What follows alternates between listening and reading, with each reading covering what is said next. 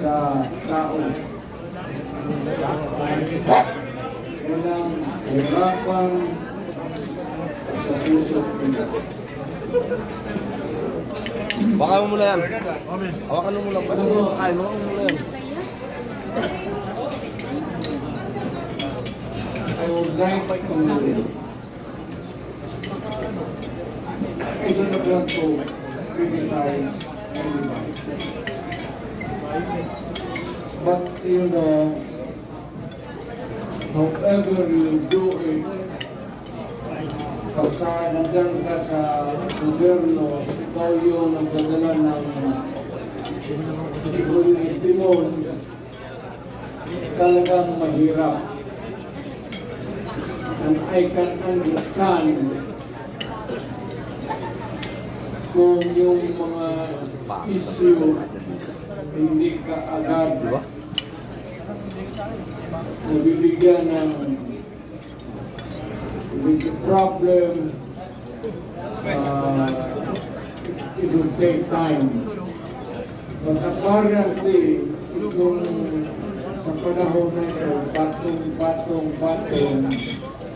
yung solusyon, hindi na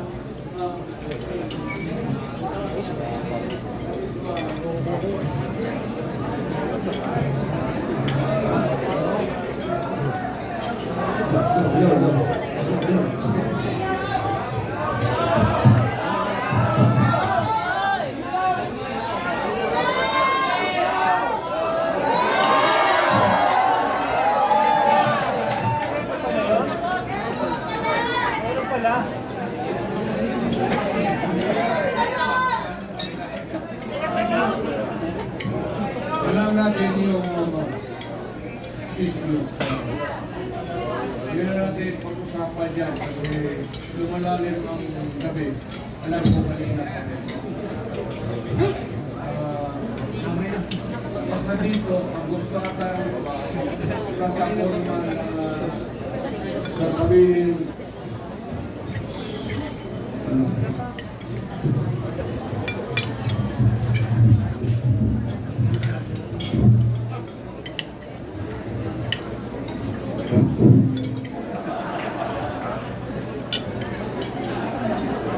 kalumutan ko ito lang siya. Well, sa madaling sabi, maraming issue. Hindi ko naman sinasabi na kaya natin kung tayo ang nandyan sa Malacanang. No, it's not that easy. I have been there. But ito, the guy is simply taking his time to come up with the solution of the problem. So kagaya nitong bigas, which is really tumatama yan sa tiyan, pati sa puso ng Pilipino, hindi niya nakuha yung pinaka. Either is subsidized o ano, whatever, but the it goes on up and up, and nahihirapan ko ang Pilipino to cope. Mukhang hindi niya kaya na habulin yung presyo. Yan na lang sa pagkain. Huwag na yung iba. Huwag natin yung graft and corruption. Ano yung nangyari? Kasi anong klaseng administrasyon. Pero yung immediate, urgent need to solve is really itong presyo or the price of rice. Kailangan ni baka dilim-dilim na background. Ako kung sa panahon ko, sinasabi ko, total we are endorsing the candidacies of so many bright Filipinos dito sa atin. baka not the magic one, but makuha nila kung paano talaga bigyan ng solusyon. It's either you import and go down or whatever, but you know, sad to say, the Philippines is a cultural base ang country natin. Ang ekonomiya natin is agriculture.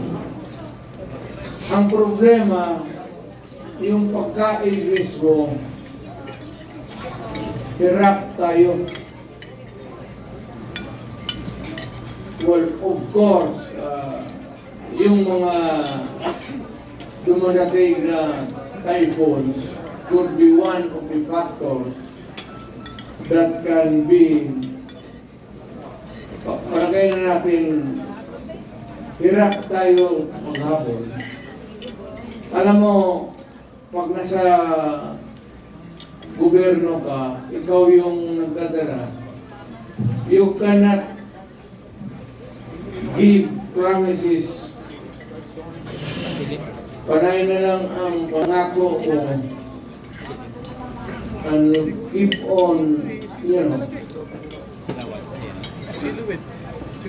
promising people for so many things. Ilaw kanina. Kaya pinapatay. Pero itong pagkain Silaw siya dun sa ilaw. talagang unahin nila. Pinaka-basic talaga. Medyo hirap sila. Ayaw ko kung bakit. Ngayon, kung yung presyo ng bigas, yung presyo ng pagkain para sa Pilipino mas bababa ngayon,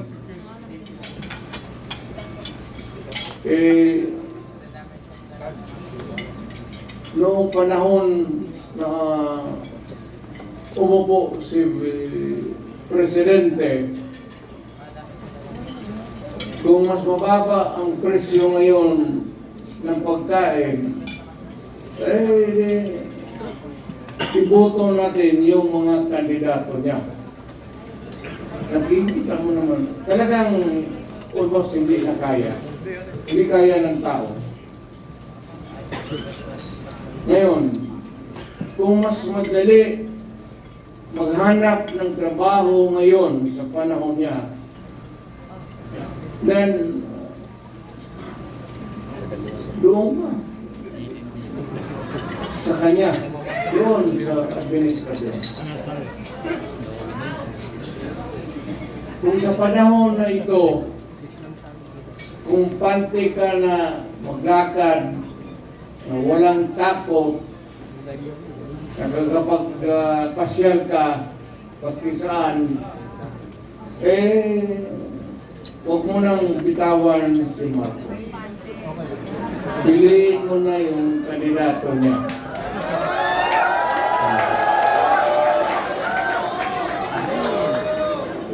Ito, pero pag sinasabi ko yung pag nagsasalita ko, gumaganyan ako, ibig sabihin ito yung kapalit